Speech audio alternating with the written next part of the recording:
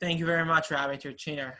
Good morning, everyone. Thank you for joining the program and for listening to all the shiurim. I hope you decide to stay for as many as you can because I know that they're all very, very enjoyable and we can learn a lot from them. I would like to thank those who dedicated my shiur today. Thank you to Rena and Irving Gottesman and Esther Katz. The topic that I'll be focusing on today is probably one of the better known ones of this entire program. It's the story of Yaakov Avinu and his struggle with the mysterious adversary, which leaves him injured, and then there's a subsequent prohibition that stems from his injury. I'm gonna share my source sheet, and we'll be able to go through the story that way. And if you have any questions, you're welcome to unmute and ask them. It's difficult for me to see questions on the chat during the shiur, but if there are any questions, I'll hopefully be able to answer them after. So Yaakov will never walk alone, the story of Yaakov Avinu. So let's see the story first, and then I'll explain where I want to go with it exactly. And we read this in the weekly Torah reading nearly a month ago, part of Parshat Vayishlach. And the Torah tells us in source 1, he arose during the night, he took his 2 wives, his 2 maidservants, his 11 children, and he crossed the ford of the Yabok. Yaakov takes his family in preparation of his meeting with his brother Esav, and he crosses the river with them, and he took them and brought them across the stream, and he took across what was his. And Jacob was left alone, and a man wrestled with him until the break of dawn. For some reason, Yaakov stays behind, and a man wrestles with him. The Psukim don't tell us who this man is. Several of you may know already what the different commentators tell us, but we'll get to it soon. And when he saw that he could not prevail against him, he touched the socket of his hip, and the socket of Jacob's hip became dislocated as he wrestled with him. This mysterious adversary injures Yaakov in the area of his thigh. And he, the angel, we have the English translation that gives away who it is, but he said, "Let me go, for dawn is breaking." But Jacob said, "I will not let you go unless you have blessed me." But when dawn breaks, for some reason the battle needs to end, and one says to the other, "Let me go," and the other says, "Not yet." So he said to him, "What is your name?" And he said, "Jacob." And he said, the angel, the mysterious adversary, says, "Your name shall no longer be called Jacob, but Israel, because you have commanding power with an angel of God and with men, and you have prevailed." The angel, the mysterious adversary, gives away. He changes the name. He changes Yaakov's name from Yaakov to Israel, which we'll see a bit more on later. And Jacob asked and said, "Now tell me your name." And he said, "Why is it that you ask for my name?" And he blessed him there. And now Jacob wants to know his opponent's name, and he won't tell him. And Jacob named the place Peniel, for he said, "I saw an angel face to face, and my soul was saved." And the sun rose for him when he passed Peniel, and he was limping on his thigh. Yaakov has a long-lasting reminder of this battle, of this wrestling match, because of the injury he sustained. Therefore, the children of Israel may not eat the displaced tendon, which is on the socket of the hip, until this day, for he touched the socket of Jacob's hip in the hip sinew. So for some reason, this injury that Yaakov suffered becomes a lasting prohibition for the Jewish people, first taken upon by his children, and then given to us by Moshe at Har Sinai when we received the Torah. For some reason, this is a prohibition. To this day, we can't eat what's known as the sciatic nerve. And normally when an animal is slaughtered, either you have to remove this nerve in order to make that part of the body kosher, but it's a difficult process, so the common practice is just to sell that part of the animal to a non-Jew, and Jews cannot eat it. So there's several questions that arise from this story. There's several missing details, and I would like to fill in some of those details and look at an interesting approach by 2 commentators as to whether this story was even real or not. did this encounter with an angel really happen? And then finally, the main part of this year, which is trying to understand the nature of the injury. What was the purpose of the injury? What's its significance, and what does it symbolize? Because it's not just a regular injury suffered in battle. If it later on became a prohibition and a commandment that lasts to this day, it certainly has some larger significance that we need to try and understand. So first, I found a website that discusses the origin of Jews in China, and when these Jewish roots were first discovered, these Jewish these different Jewish, whether it was the Jewish practices and origins were discovered. If you look at the end of source number 2, it says the Jews were also known as extract tendon teaching, as a description of the way that meat was prepared by removing any tendons to conform with the Torah.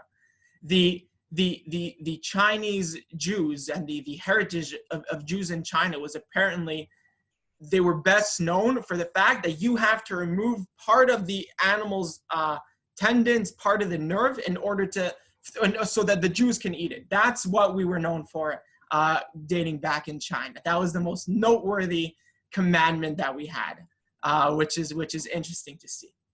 So just to fill in some of the missing details from the story, we saw that Yaakov stayed behind. So Rashi tells us in source number 3 that he had forgotten some small jars and he returned for them. And the main point to focus on there is that Yaakov returned alone to retrieve these jars. And Rashi continues to tell us, which we already know from the translation, but the Hebrew word of v'yavik is unclear in its meaning. Rashi tells us it probably means that they were wrestling, which we know thanks to the English translation. And his last point, our rabbis of blessed memories explained that he was Esav's guardian angel, which we already saw again given away, and what many people know. And Rashi gets this from the Midrash. This was Esav's guardian angel. It wasn't just any angel, and this ups the stakes even more. And it lets us know there really is a lot of symbolism in play here, because it can be just a random occurrence that the evening before Yaakov is supposed to meet Esav, after years of not having seen him and running away from him, he encounters his guardian angel and has a battle with him, which leaves Yaakov injured. So was this a real encounter? There's two interesting approaches by the Rambam Maimonides and the Ramban Nachmanides when it comes to any story that involves angels in the Torah. There are several of these stories. There's the story of Abraham admitting 3 angels into his tent as part when he was recovering from his bris milah, when he was performing the mitzvah of Hachnasat Orchim. There are several instances of angels, and are we supposed to take them literally, or are they just figurative and just coming to teach us a lesson? So first we have the Rambam. Maimonides was a hardcore rationalist who believed that any appearance of an angel in the Torah was merely a dream or a prophetic vision.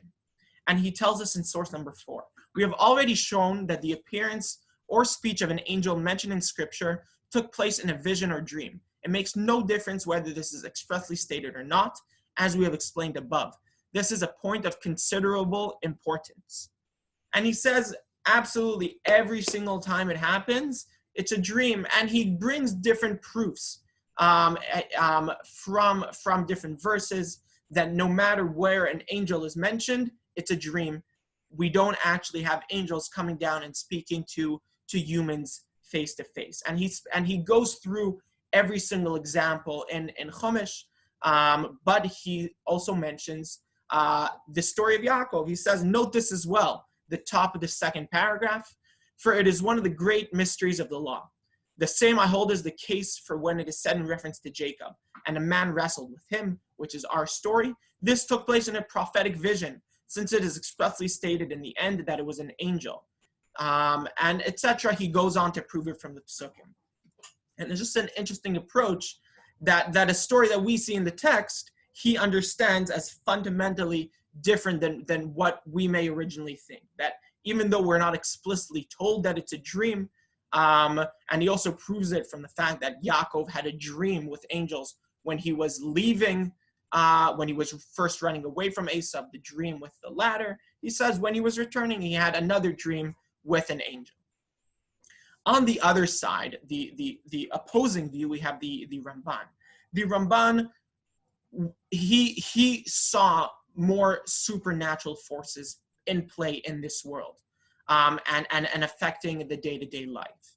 And I only brought a small piece of his response to the Rambam, and a difficulty that he raises upon him. And he says in source 5, the Rambam said that this was all a dream.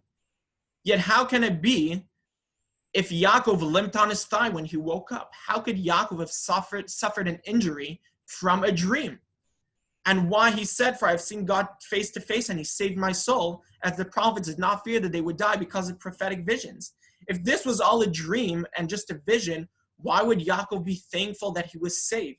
It seems like a gross overreaction to a prophecy. No prophet was scared of dying after such a dream. Those are just some of the contradictions he raises on the Ramban.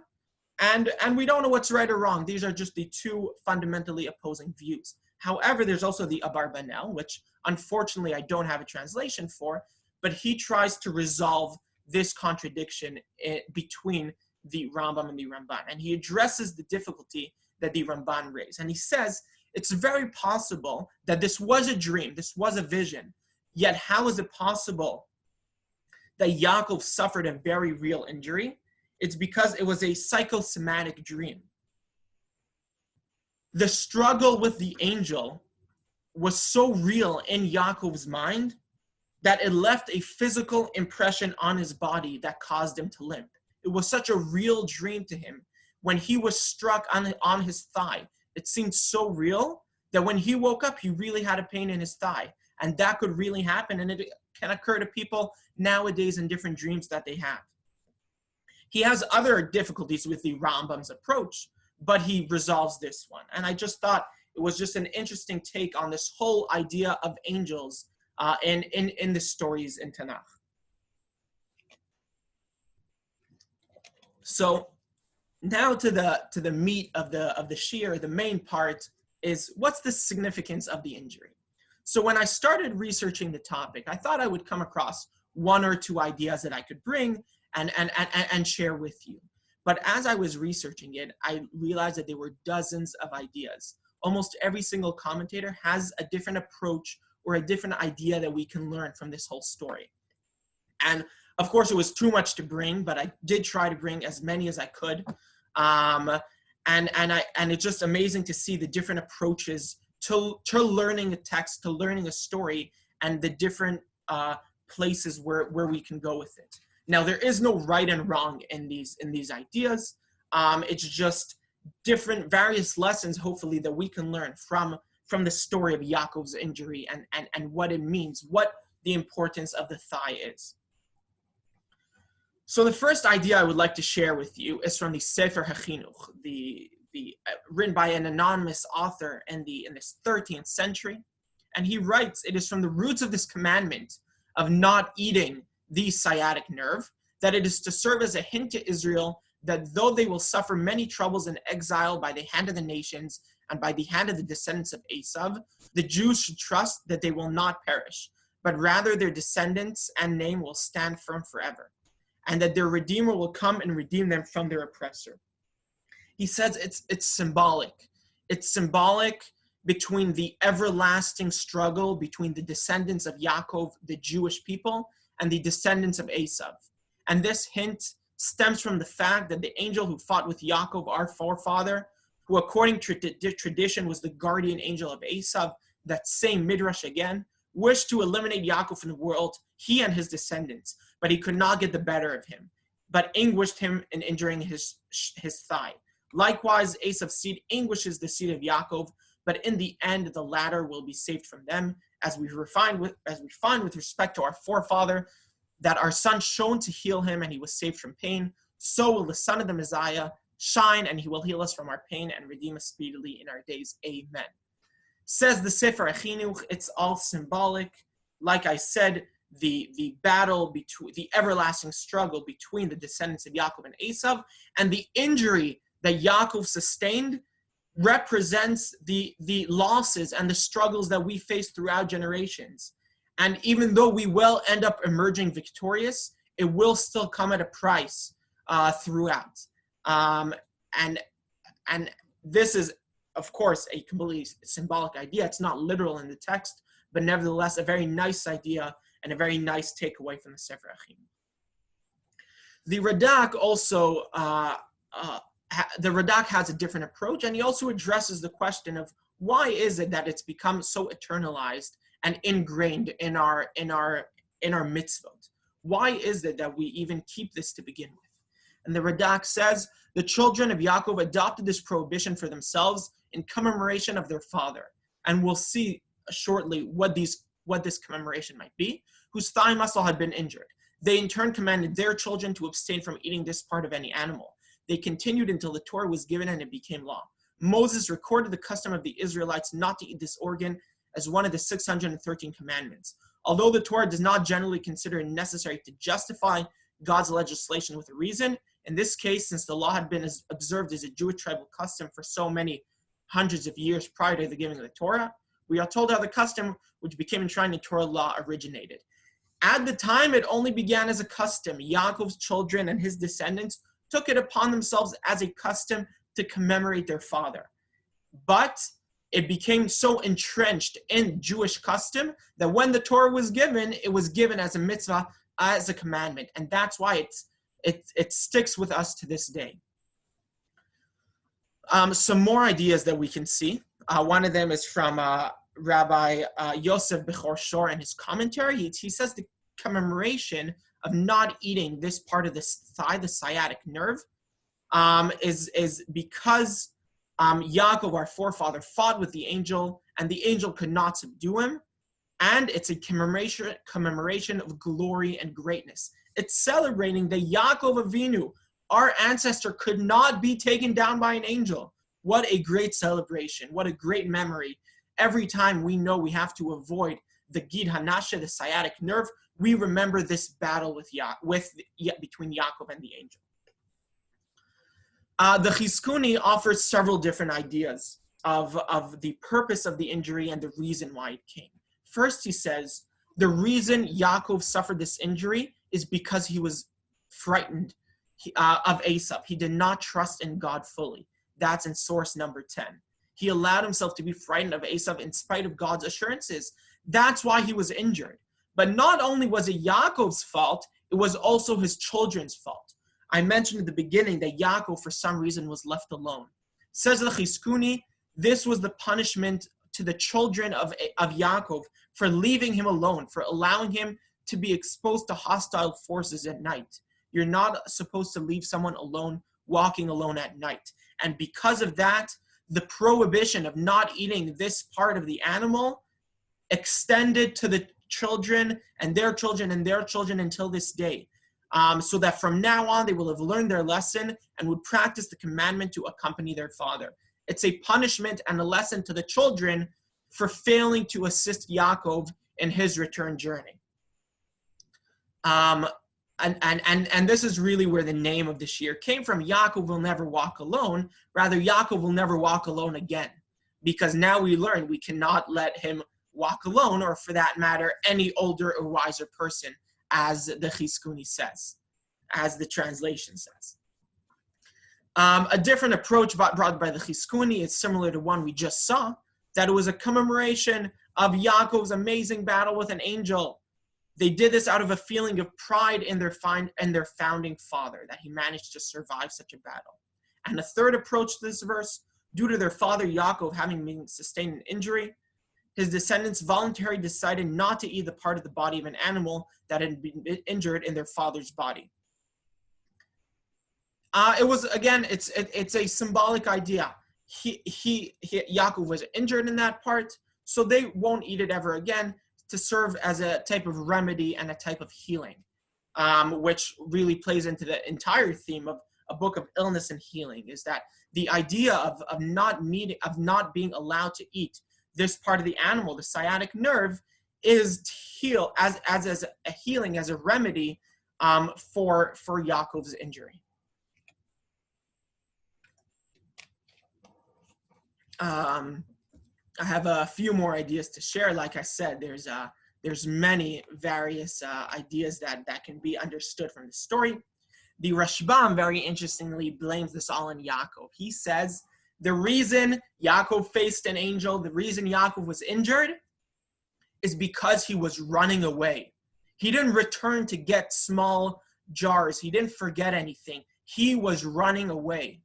He says after he had transferred all his belongings, he intended to flee in a different direction so as to avoid a face-to-face encounter with Esav. And there an angel wrestled him so that he could not flee. And again, the fact that Yaakov was struck and was lamed was because the Holy One, blessed be, promised him, yet he fled. He blames Yaakov. Yaakov was not righteous in this story. There's no symbolism here. He's looking at the text. He took his entire family across the river, and Yaakov ran away. And that's why Yaakov was stopped, and that's why Yaakov was subsequently punished. Another approach, a more mystical one, a Kabbalistic one, is taken from the Klein, who's a more Kabbalistic figure. And he says, in source 12, we find in the statements of the rabbis that deep things, the comprehension of which are difficult, are compared to tendons. He says the tendons, the nerve, which we're told not to eat, it's a hard thing. The difficult things are likened to a tendon. They're difficult, they're tough as a tendon. And he says this is a hint, this is an allusion to the hidden secrets of the Torah. And it's telling the Jewish people, it doesn't mean you can't eat the tendons. It means you can't eat the tendons, but what it's coming to teach us is that we can't try and understand the secrets of the Torah because they're so easy to misinterpret. And only those select righteous few are able to, but the general public have to avoid it. Now, when I'm reading the text, I find it difficult to understand it. That's why it's the mystical approach. But I think it's incredible to see the array of ideas and the variety of thoughts that come into place when reading just one story.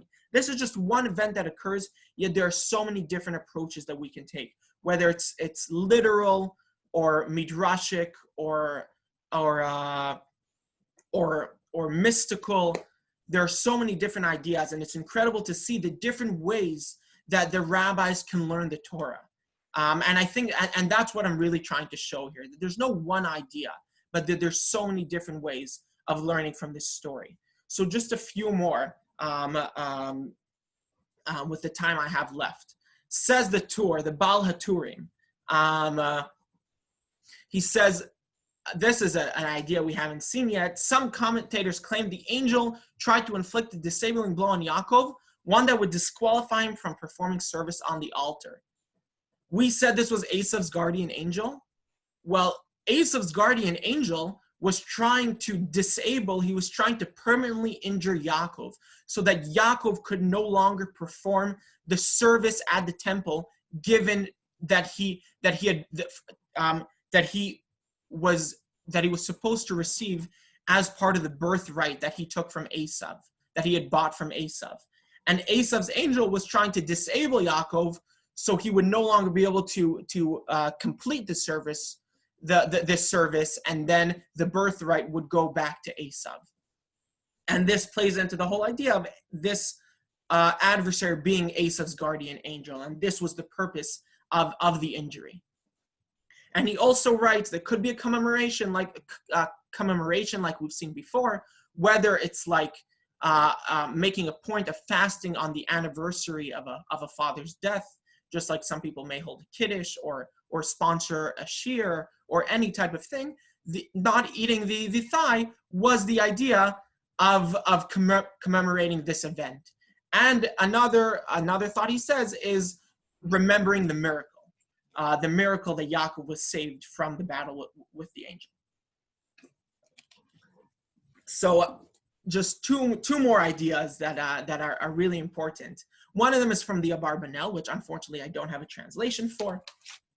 But he views this whole story in a very interesting way. He says this whole thing was a wrestling match. We saw that they were wrestling, but he says the entire back and forth was part of the rules of wrestling. First, you have two adversaries trying to knock each other down, and normally when one is stronger than the other one, in this case the angel, was trying to inflict a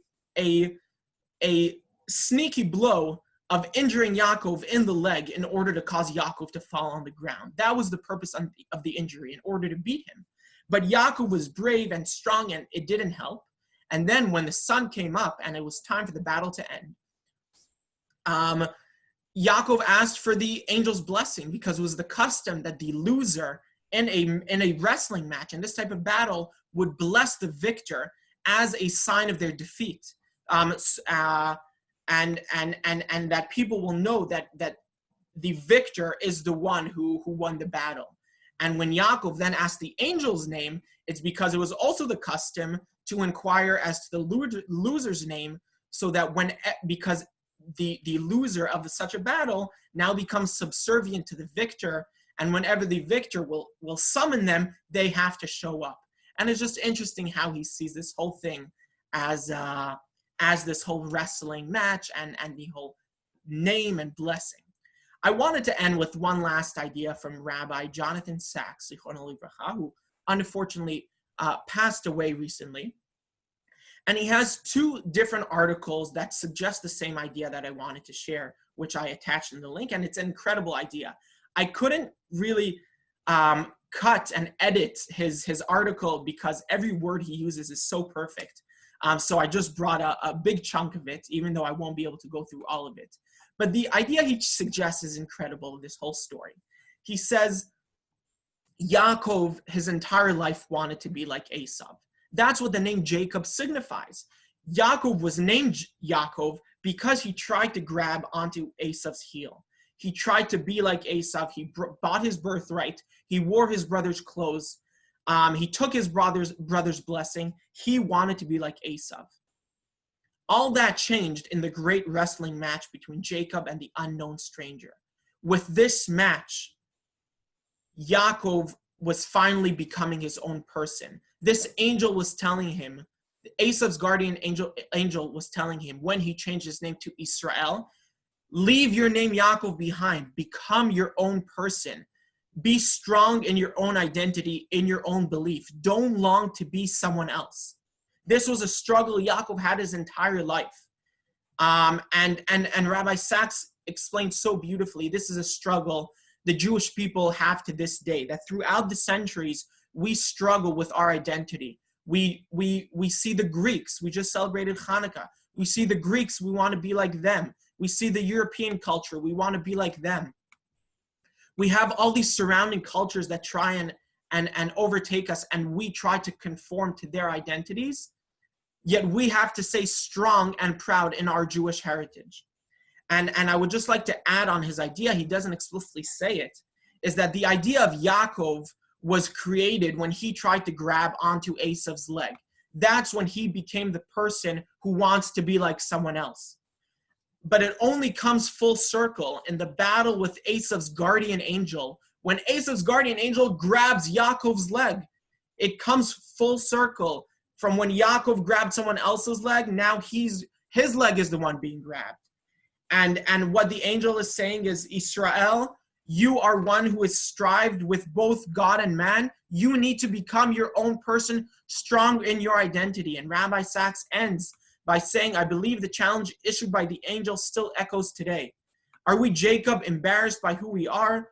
Or are we Israel, with the courage to stand upright and walk tall in the path of faith? That's what the injury is. The injury was this transformation of who Yaakov's entire identity was. It's that we can learn that we need to be proud in our Jewish customs and our Jewish faith. And throughout history, this is a struggle. Yaakov Avinu struggled with it. Our ancestors struggled with it. And we too struggle with it. And I would just like to end here by saying, I obviously I can't go over everything again, but we did see a wide variety of different ideas And I think it's important to note that there is no right and wrong here, just incredible lessons that we can take away from this. If anyone has any other ideas they would like to share, you can reach me at nklein@torontotor.com, because I'm sure there's many more. I hope you have a great day. And just this last source is a song based on these verses by Mordechai ben David. If you have some free time this afternoon, I recommend listening to it. Thank you very much, and have a great day.